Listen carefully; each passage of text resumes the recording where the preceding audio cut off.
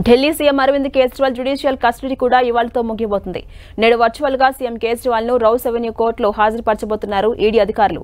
Liquor policy, money laundering case దర్యాప్తును ED అధికారులు కోర్టుకు వివరించబోతున్నారు. అనంతరం కేజ్రీవాల్ జ్యుడిషియల్ కస్టడీ పొడిగించాలని కోర్టును కోరబోతున్నారు.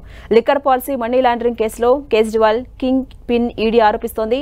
100 కోట్ల రూపాయల ముడుపులు తీసుకుని కొందరికి సానుకూలంగా పాలసీలో మార్పులు చేశారని ఈడీ ఆధారాలు చూపిస్తోంది. మరోవైపు ఇవాళ సుప్రీంకోర్టులో ఢిల్లీ సీఎం కేజ్రీవాల్ ఈడీ అరెస్టుపై విచారణ జరపనుంది. ఈడీ కస్టడీని సమర్థిస్తూ హైకోర్టు ఇచ్చిన తీర్పుపై కేజ్రీవాల్ సుప్రీంను ఆశ్రయించారు. కేజ్రీవాల్ పిటిషన్పై జస్టిస్ సంజీవ్ ఖన్నా, జస్టిస్ దీపాంకర్ దత్తాతో కూడిన ధర్మాసనం విచారణ జరపబోతుంది.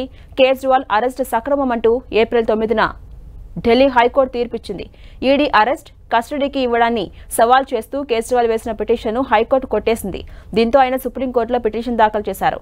ఆ పిటిషన్ కూడా ఇవాళ విచారణకు రానుంది.